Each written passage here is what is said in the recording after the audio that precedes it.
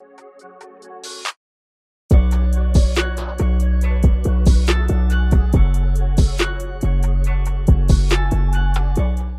guys, welcome back to the Building Babellion podcast, episode 10. Producer, if you could just correct me on that. Episode 9, I was close, one off. Okay, welcome to episode 9. As you can tell, today we have a guest. We have a guest on all the episodes. Thank you for having me. She's extra special. Oh my God. If you'd like to introduce yourself, Anna, go ahead. Hello, viewers. My name is Anna Ungarino. I am very excited and honored to be here today. Thank you for asking me to come on. Thank you for being here. Of course. Thank you for being here. Today, we're going to mix it up a little. It's not going to be so film or art focused. We're just going to have an organic conversation about various social topics that apply to us and that we find interesting. Organic, vegan, yes, raw, gluten-free, yes. GMO, non-GMO, pasteurized, from Whole Foods, yes, Trader Joe certified. Anyway, oh my God, speaking of our first topic, it may be related to this cup right here. Maybe it's the heart. I don't know. Jersey Shore? Jersey Shore? Are we talking about Jersey Shore today? I don't know. No, guys, we're talking about the LGBTQ. I'm not gonna do that. We're talking about the LGBTQ community, which we both happen to be a part of. The B? The B? The B? We both. Let's talk about the B. Yes, let's talk about the B.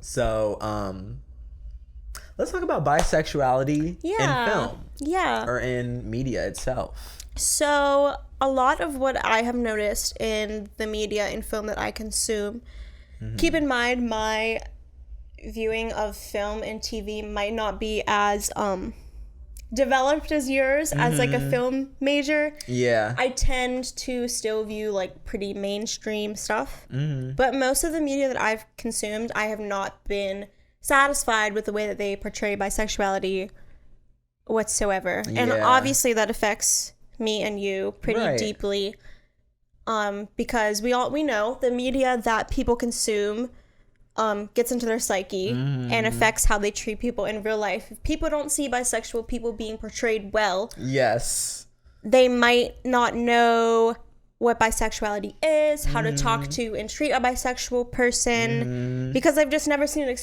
it displayed. That's not an aspect of their life, even though we are here. The media can do a better way of portraying us. You know, for sure. What's an example you can think of that you weren't satisfied with? Oh my God. Bisexuality or the lack of, or alludence to. Is that a word? Right. Alluding to bisexuality. I don't know. Well, we were talking earlier about Legend of Korra. Which I always expect better from cartoons because they're not, I guess, do I? Like, I really shouldn't, because they're mostly marketed towards kids, and they're never gonna be very explicit about sexuality. Right. When it comes to cartoons, I feel. But yeah, we were talking about Legend of Korra. Main character Korra has a heterosexual relationship at the beginning of the series with Mako. He's a hunk. Yes. Oh my God. Fire Zuko, Mako. Yo, that's a whole other podcast. Yes, that's a whole other podcast. But yeah, she has a heterosexual relationship with Mako at the beginning of the series. Then they kind of, I feel like halfway through like season 3, they were like, not even the entirety of season 3, I would say the end of season 3, they were like, oh, let's have her and Asami be in a relationship. Right. But it doesn't really come to full fruition until literally the finale. Yeah. And all they do is walk through a portal together hand in hand. Yeah. They don't kiss. They don't. So it's like this phenomena in movies and film. Yeah. I also talked about Luca as well, where it's very much alluded to the fact that these are two little gay boys or just bi or queer. But they never come out and say it, and it's never like, it never comes to fruition. You know what I mean? So like you said, like in Korra and Asami have like this very close girl-female relationship, and me as a queer viewer, I view that, and it just frustrates me because I'm like, why can't they kiss? Why can't Korra come out and say that she's bisexual? Why? Because she has had a male relationship before in the series. Why can she not have a girl then? Why is it?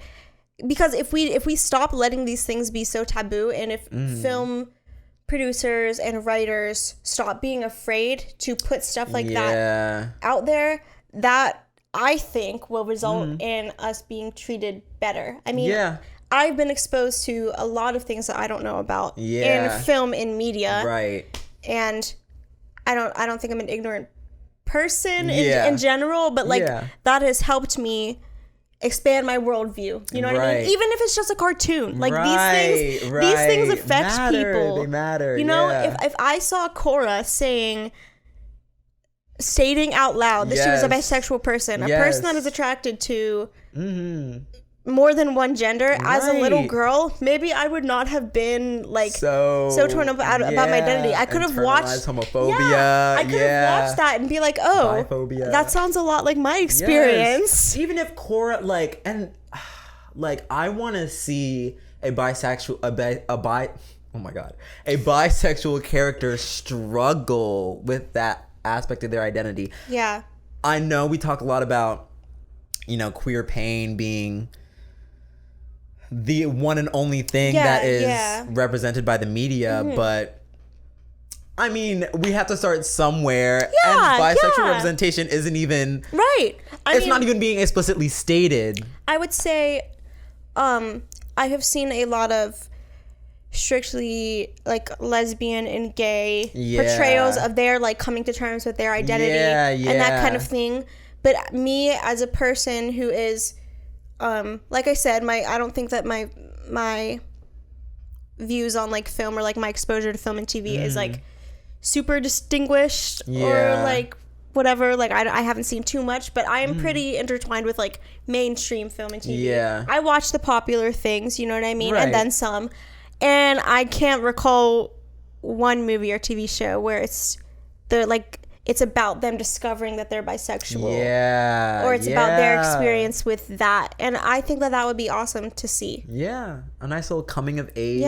We are here. Exactly. And a lot of the population is bisexual. More than you would think. So like, why can't we tell stories about it? Let's do better. Film producers, writers.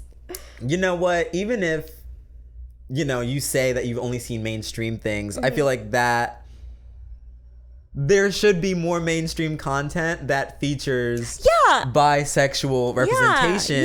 Because again, like you said, I think making people uncomfortable is a great place to start. It's a place to start at least. At least when you're uncomfortable with something, you can't hide.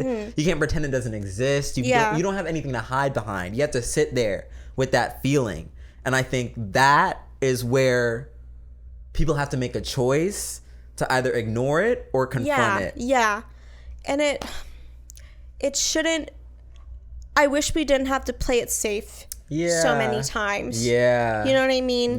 Because if you're creating film and media, what good is it if it's not challenging the way that people think? What is if you know what I mean? Like, what good are you doing by alluding to the fact that a character is bisexual or queer? What good are you doing besides serving homophobic people and biphobic people by not explicitly stating that, so that they don't have to think about it and be uncomfortable and stop watching the TV show? Can we like be bold, and can we actually like have these characters and make that jump? You know what I mean? Yeah, for sure. And we also talked about a little bit about female bisexuality and sort of like the portrayals that there are existing are not necessarily always positive and can be quite harmful. Yeah. Oh my god. So the I don't even know how to say that word. Yeah, fetishization. Yeah, that's a hard one. Yeah, it is, isn't it? So, I think that it has personally affected me quite a bit, and I've noticed it quite a bit as a female bisexual. I don't know if you have experienced that much, because obviously it's not your experience. You're a dude. Yeah. But if you would like to talk about male bisexuality that you have noticed, because there is almost none that I have noticed in film and TV, maybe you could mention and talk about that after I go on my spiel. Right. Yeah, I was just thinking about how all the portrayals of female bisexuality that I have seen in film and media are often very sexualized. I think of like, it's always like the main girl character or any girl character that is bisexual, the plot line will focus on her relationship or her experiences with a male, and then it'll sprinkle in these little moments of them experimenting with a woman, right, as like a way to like quirk up their character, make them seem more interesting or like more sexual, right, or like more adventurous, you know what I mean?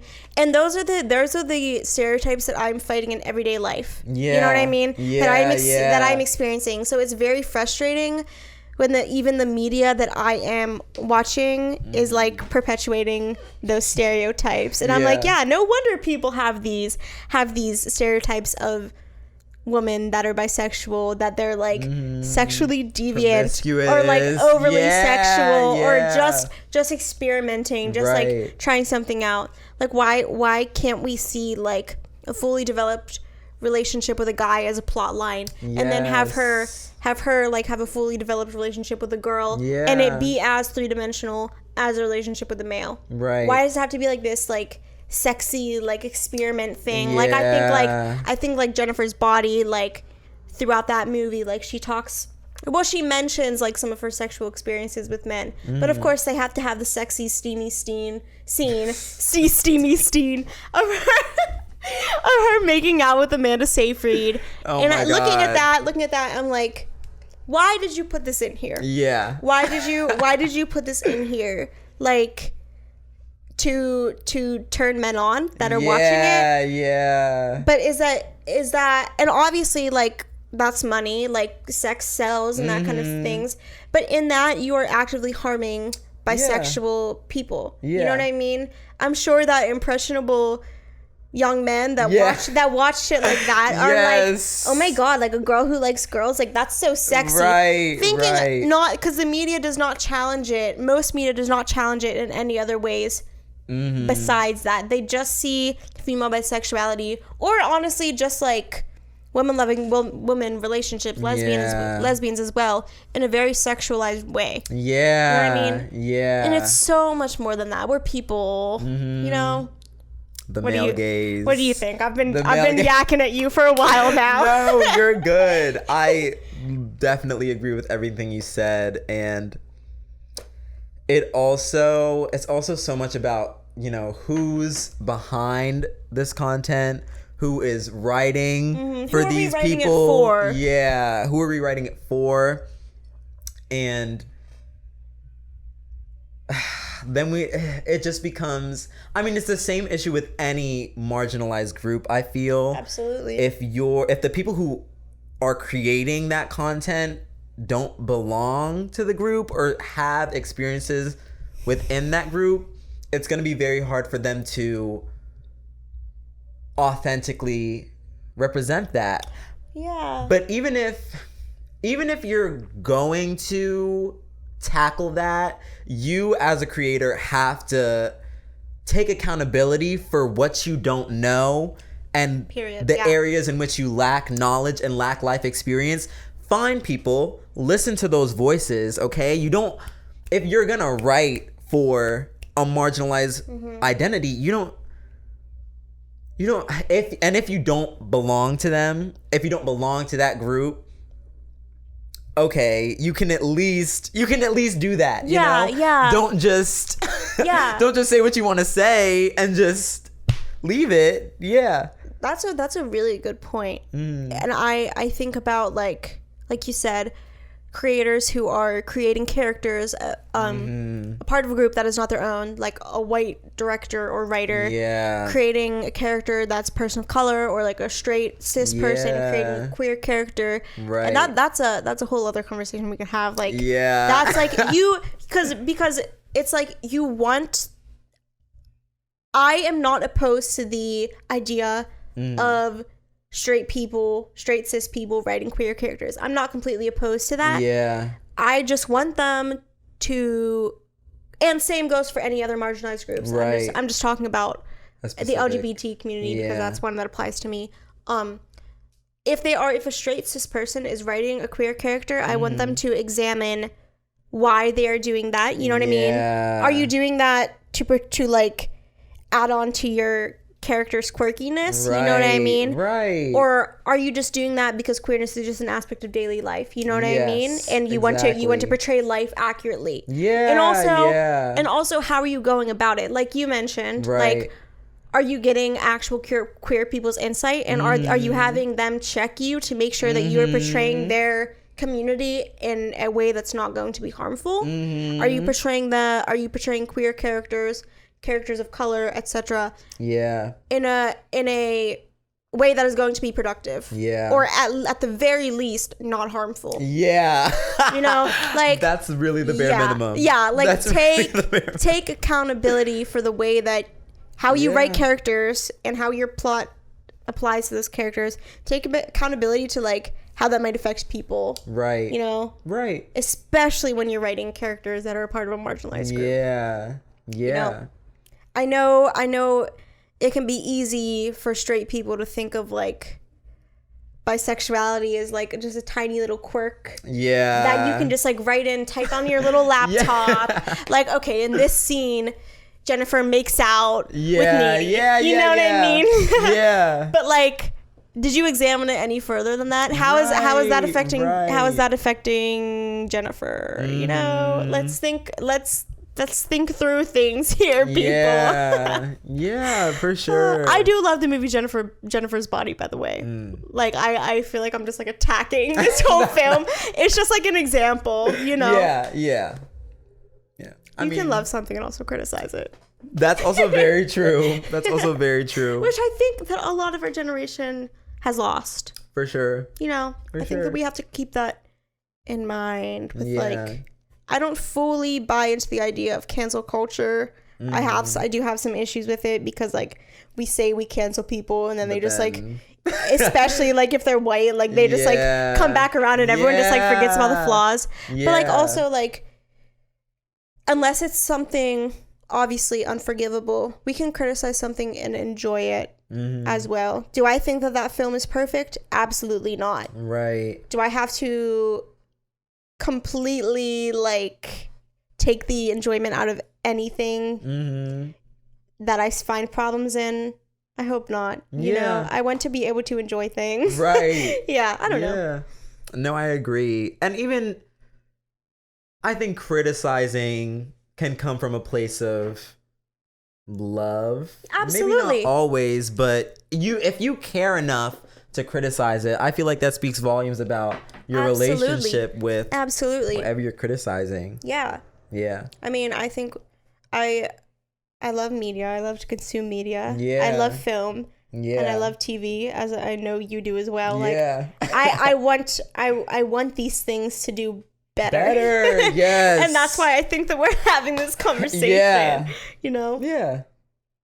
And I also love the queer community, and I think that we deserve representations in media that don't harm us. And you know, you'd think, because like a lot of these examples that we're talking about, like Jennifer's Body, Avatar, were like, I think like early 2000s. You'd think that would go away, but like no. It hasn't completely at all. Like I mentioned Luca, like that's very recent. Right. You know? Right. That was created like last year? Pretty much. This year? I think this year. Like this is still an issue. I just thought of a great TV show, Generation, that features a lot of queer characters that is the best I've ever seen queerness on so many aspects represented in media. And it's a shame that it's such like a, I don't think that generation is that mainstream. I don't think a lot of people are talking about it, but I watched the whole thing. There is a bisexual male character. I'm on the edge of my seat right now. Yes, I highly recommend you watch Generation because... Oh, it's called Generation. Yes. Okay, I've never heard of that. Yeah, it's on HBO Max, and yeah, there is a bisexual male in the show, Nathan, and he is able to have these relationships with men and women and still not have that define his character, because it's so easy. It's so easy to just stop there, right? To just have that be the only struggle. Like he's the bisexual character. Yes, you know? yes. Yeah. But no, he's a fully fleshed character. Honestly, he's one of the like most easy to hate. He's one of the most unlikable characters on that show. But I don't know. I kind of like that. We can't all be perfect. Yeah, we can't all be perfect. No. Yeah. I'll have to watch the show. That's For really sure. interesting. But you got so excited when talking about that, and that's another thing. Like I think about certain shows that did have queer characters, and I thought did pretty well. I mean, Degrassi, I think, handled a lot of progressive issues for its time. And then I think of like Sex Education. I was just thinking about that. Yeah, I think that they portray queer characters in a way that I think is pretty truthful and pretty respectful. Yeah. But it's like, and I love that. I love watching that, and I love that I get to see queer characters in that, and characters of different abilities, different races. I think that they do a very good job of that. But like, sorry, I didn't mean to say different races, different abilities.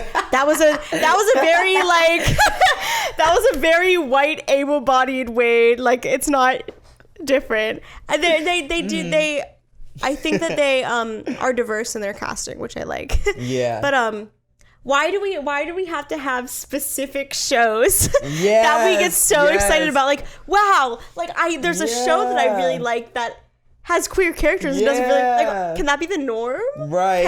Is that a thing? Right.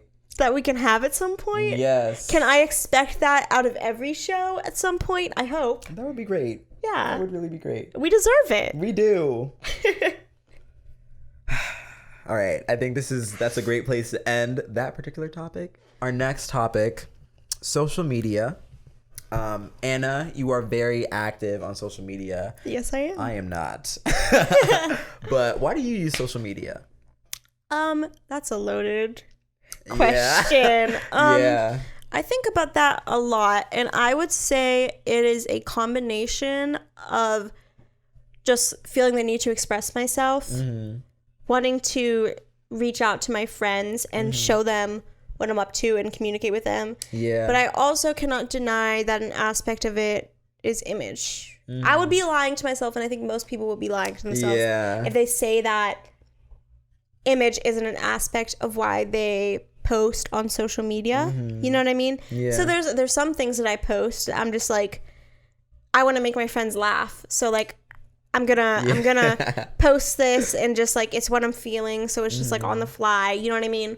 But there are things that I post. Like if I post a selfie or something, if I really think about why I'm posting that, is it because I want an image and I want people to think I'm pretty or well put together, or I want people to think I'm like cool or something? And I don't necessarily think that that's completely false. Like I hope that I'm not trying to portray a false image. Yeah. But there's definitely an aspect of falsehood to social media and image. Oh, for sure. Yeah. Yeah. What I mean, you don't post on social media a lot at all.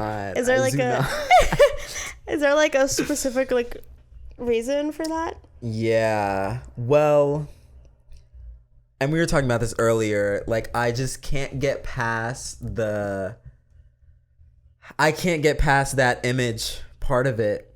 It feels, I don't know, it's like no matter what I post, it always feels like I'm trying to curate a certain image or represent myself in a certain way, and I'm always, one of my biggest fears is just being misunderstood. And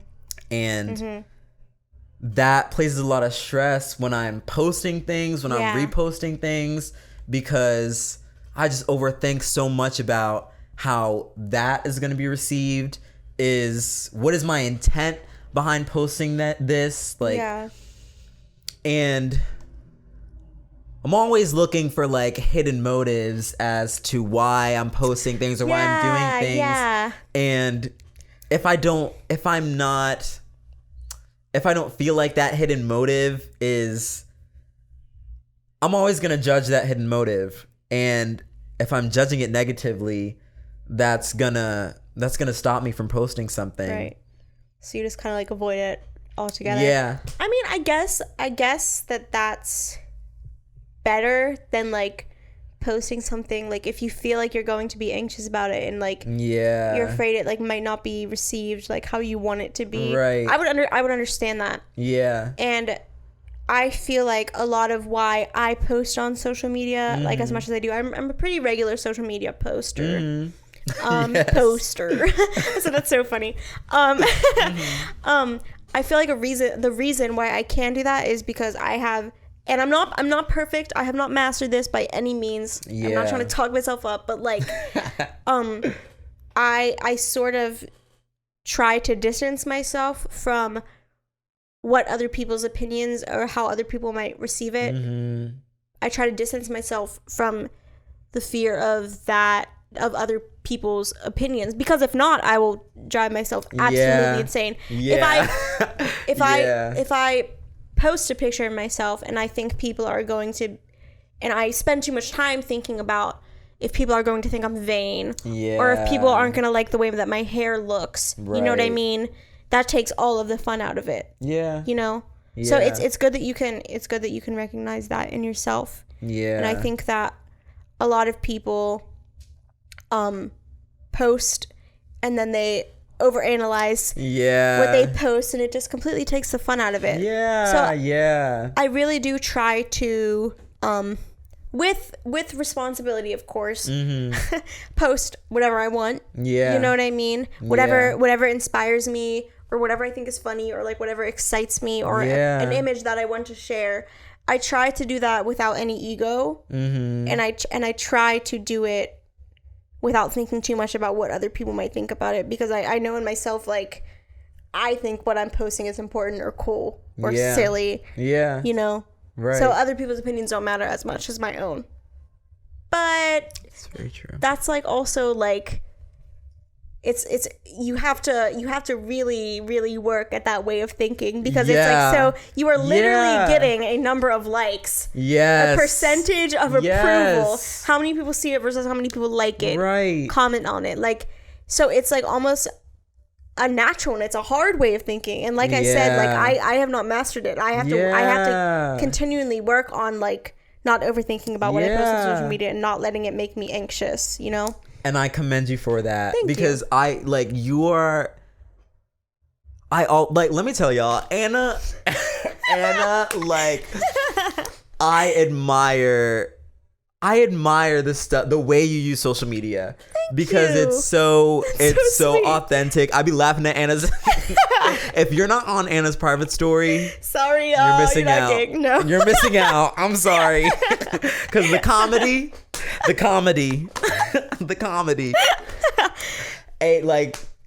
oh my God, top notch stuff. But like I said, you use social media to provoke thought. All the infographics that you post on your story, and I'm like, damn, like, I want to use social media like that. Like, I want to use it. And that's such a, and like, okay, good ways of using social media, bad ways of using social media. It's your account. You can post whatever you want. But I think it's definitely more productive to focus your energy on provoking thought, like I said, and trying to start a conversation. And like I said, even if people don't click on the stuff that you're reposting, they're still seeing it. And I think, like I said, what we were talking about before, exposure, making people uncomfortable. If it makes them uncomfortable, absolutely, they have to sit there with that feeling for a little bit. If there's something that I'm extremely passionate about, a certain social issue, I mean, social media is a huge part of our daily lives. I think almost all of us go on it every day. If I am passionate about a certain issue, I know that I can reach more of an audience and tell more of an audience about it, rather than just the people in my daily life if I post it on my Instagram story or my Snapchat story. And I know people joke about like infographics and like social media activism, and like a lot of those arguments that they have are extremely valid, but also like it's better than nothing. And I try to do my part as much as I can. If I think that there's I think that there is a certain social issue that I want people to know about it, social media is often the easiest way for me to share that information to other people. And there have been like many instances where people have reached out to me saying, thank you for sharing your experience on this, or thank you for sharing your thoughts on this. I didn't know this before. You know what I mean? So you really can make a difference, especially if you have a platform, which is also why I don't like when celebrities are silent about issues. Right. There's a responsibility you have when it comes to a platform. And even though I don't necessarily have a big platform, everyone has at least most people have at least a small network on social media that they can reach people with. So maybe that's something that people might want to start thinking about if they don't do it already, you know? Don't be afraid to post something that you're passionate about. You know? Don't let that fear overcome your desire to share this issue that is important to you. If it's really important to you, tell your audience that you have on social media about it. Get the word out. It's a good way. We're the social media generation, you know. So we can't completely bash. Can't completely bash social media and posting stuff, because at the end of the day, it can be very productive. For sure. You know. For sure. Yeah. Oh my God. And like, I also have to recognize that is an area of my life where I need to work on it, because what you said, like, low-key, like, inspired me, because I'm like, you know, I really I'm not trying to bash you, like, I swear. No. Please. And my approach isn't perfect. Mine isn't either. And mine isn't either. And a lot of it is just, and we were talking about this before too, I learned very early on when I started using social media that this whole aspect of getting likes and attention and reception was gonna mess with my mental health, because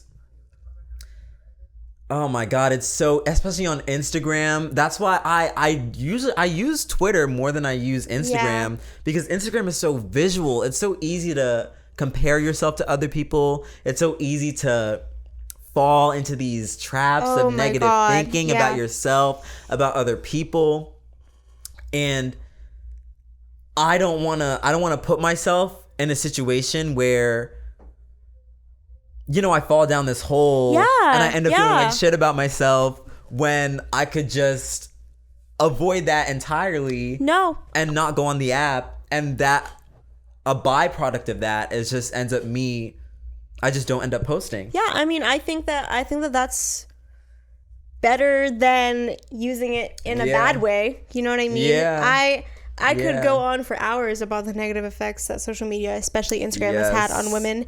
It has completely fucked up our body image. You know what I mean? It breaks my heart. Do you know how much probably the BBL has increased in like these past 10 years because of Instagram? You know what I mean? Oh my God. And literally, you scroll through Instagram and like on your explore page, or even like maybe if like you follow influencers, I try not to, but you compare yourself to these people that most of them, not all of them, have gotten surgeries or have a whole makeup team, etc. These photos are heavily edited. Yeah, and it's hard. It's so easy to just like take that at face value and be like, oh my god, like this is how they look at it in real life. Like you have to actively challenge the way that you see these things, and you have to remind yourself like, oh, this person isn't perfect, or maybe I don't look like that, but like it's okay. Like it's hard work to use Instagram and social media responsibly, you know? But yeah, the effect it's had on self-esteem, I don't think can be talked about enough. It's very dangerous. That's why I turn the likes off on Instagram. Whenever I go on, I'm like, oh, liked by and others. Like, that's great. I don't want to see the numbers that these people are getting on their posts, because I don't know. It's easier to use that way. Yeah. Definitely. Yeah.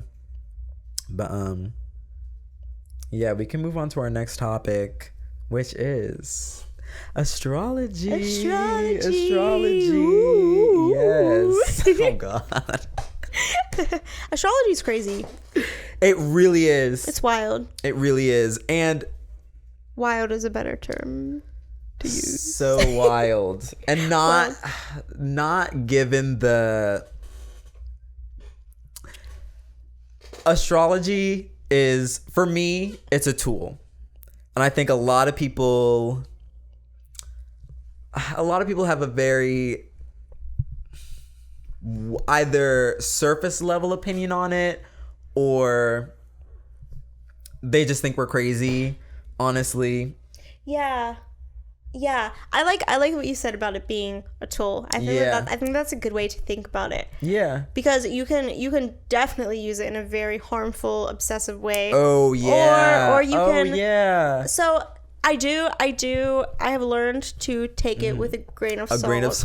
You know what I mean? Yeah. So like I read up on my chart and I read about like the different traits, and maybe I'll see something that applies to me, and it makes me think deeper about myself. Yes. Whether I do lean towards the side of like, I do definitely think it could be real. You know what I mean? Because some of the coincidences are just really, really wild and like very strong. So like, I hope that it's real. Yeah. And I definitely think that it could be real. But like I said, I think it can be a very helpful tool in like self-reflection and self-development. If you read about like the underdeveloped and developed versions of your sign, a lot of those apply to me, and that has helped me work on myself. You know what I mean? Like the underdeveloped Pisces might not be able to deal with her emotions as responsibly, or may put her emotions onto other people or absorb other people's emotions, whereas the developed Pisces knows to protect her energy or stuff. You know? Reading stuff like that really makes me think, and I like to think, and I at least hope, and I want to use it positively. And also, people really do slander astrology, but like it can be very fun, and it can be a way to connect with other people. If I see another person that's a Pisces, I'm like, sis, like, hi, that's my brother. Yes. Or like if someone tells me they're like a Taurus, and I'm like, oh my god, I love Tauruses. You know what I mean? Like, you're so like my other friend that's like a Taurus. Like, it can just be fun. It's fun, and I wish people didn't have to be so like negative Nancy about it. You know what I mean? Like, just let loose. Like, just let people have fun. It very well like could be nonsense. Maybe it is, but like just indulge a little bit. Like, it's fun. You know? And like, not everything's gonna be for everyone, and I completely understand that. But like you said, it's such a great tool for knowing where your blind spots are, what you need to work on. And it can be very hard to do that in your day-to-day life if you're not seeing a therapist, or you're not doing that level of introspection or self-reflection. And some people aren't. I don't think it's in some people's nature to be an introspective person. Some people need help to access their emotions, their inner thinking, their hidden motives, right? There's so many aspects of yourself that you're not aware of on a daily basis. And astrology has helped me so much to be aware of those things. Yeah. And it's been so helpful to help me relate to other people. It's been so helpful in knowing how I can help and assist other people. Yeah. Because if I know what sign somebody is, okay, I know how you operate. I can kind of change the way that I interact with you to maybe help you if you're going through this specific struggle. Yeah. Or give you, advice that somebody like you will be more receptive to. Like, it's such a great tool for connecting with other people. It's such a great tool for connecting with yourself. And there like in any, even in faith-based groups, right? Religions, there's always going to be kooks. There's always going to be people that take it to a level that it doesn't need to go, So true. that take it so seriously. And those people, I'm like, I think the basis of religion and spirituality, like a lot of them at their root are trying to tell us how to be better people. And I think astrology can be used in that way as well. Mm-hmm. Yeah. And also like we were talking about with coincidences. Mm-hmm. Sometimes astrology is really wild, you guys. It's so wild. Because it's so wild. Because like sometimes people, and again, like maybe it could all like just be like coincidence and like placebo, whatever. But like sometimes people will tell me their sign and it just clicks in my head. Yes. I'm like yeah, if astrology isn't real, how do you fit every single one of the traits? You know what I mean? If astrology isn't real, why are all Scorpios so intimidating and intense? Mm-hmm. You know what I mean? Mm-hmm. If astrology isn't real, why do I relate to most Pisces and click with most Pisces before they even tell me they're a Pisces? You know? And also I think it's funny because it kind of relates. You were talking about, and we were both talking about, like, you can either use astrology in like a responsible way or a irresponsible way. It's the same as social media. You know what I mean? Yeah. Everything can be used like as a tool. Right. And you can use it in a helpful way or a not so helpful way. You know? You shouldn't always necessarily judge the tool, but more so criticize how people are using it. Yeah. I think that's a more productive way of approaching anything that you either agree or disagree with. Yeah. Yeah. But like astrology is so wild. It's so wild. Yeah. There's no way that, I don't know. So many things have been explained through astrology in my life, and I just feel like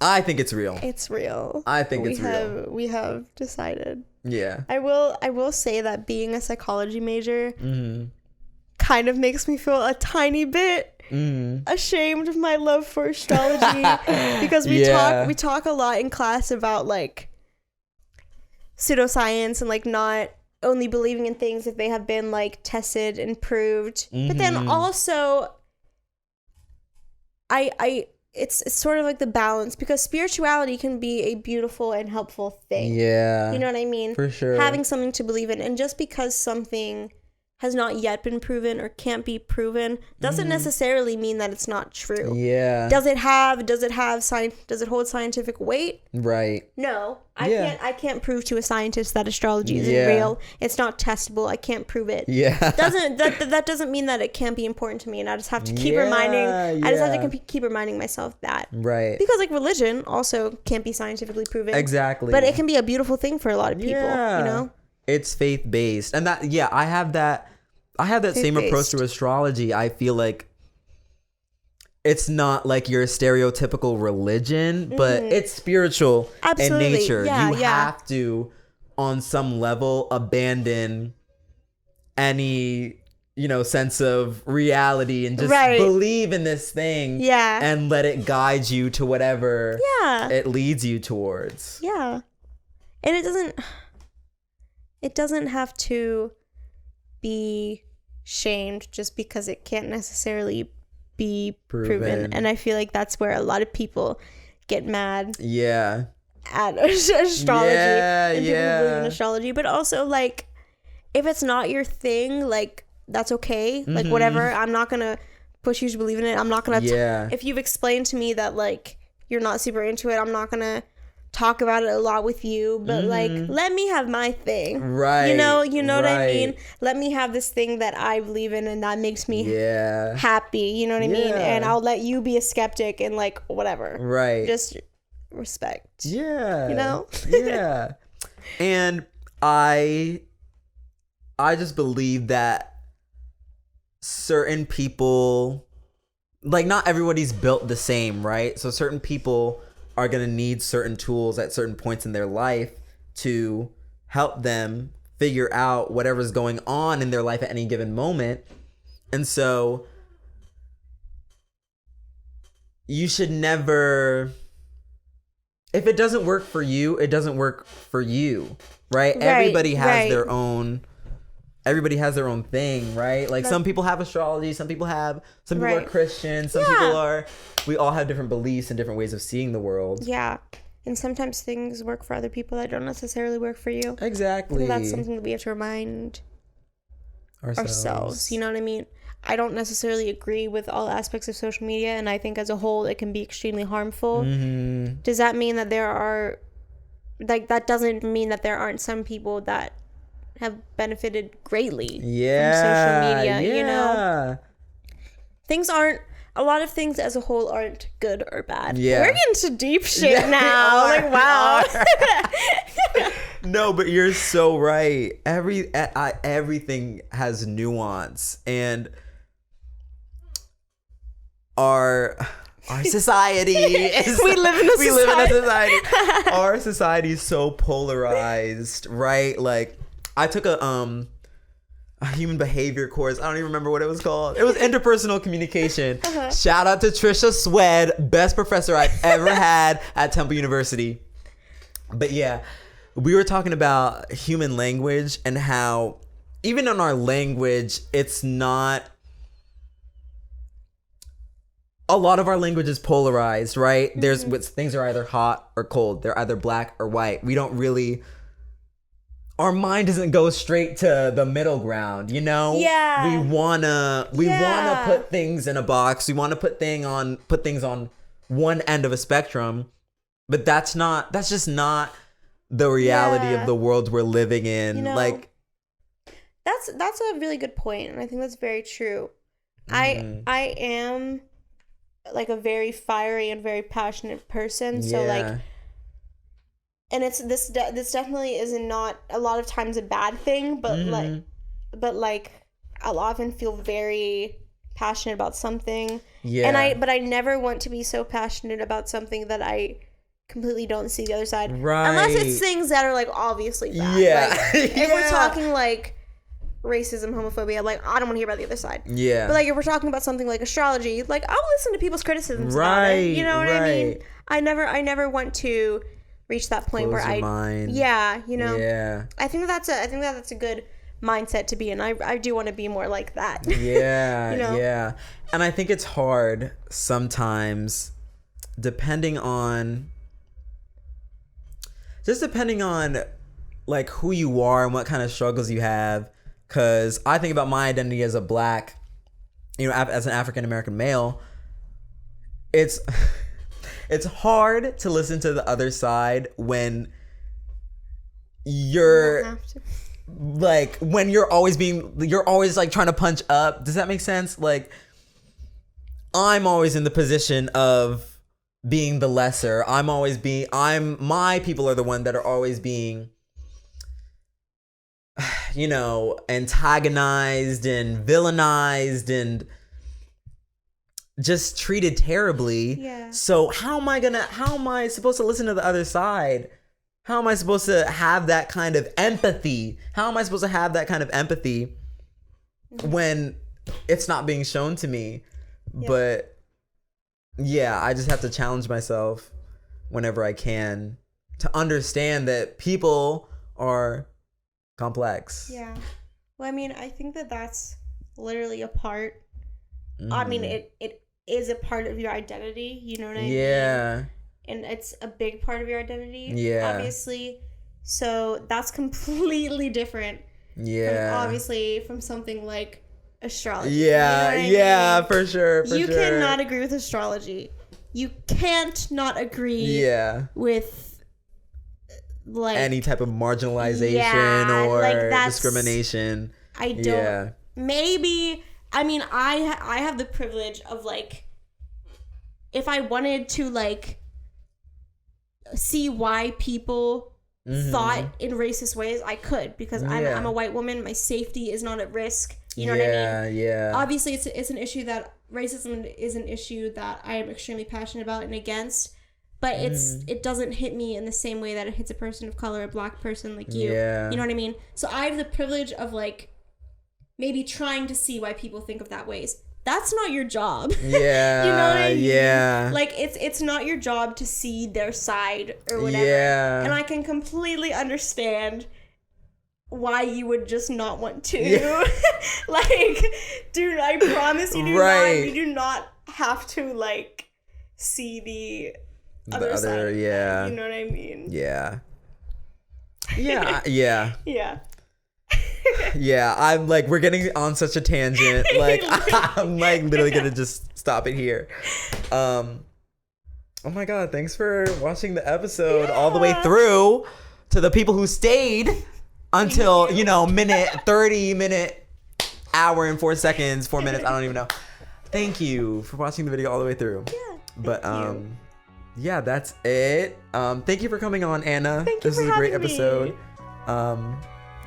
Stick around, watch our other episodes while you're here. I'm gonna stop talking now. Bye. Bye.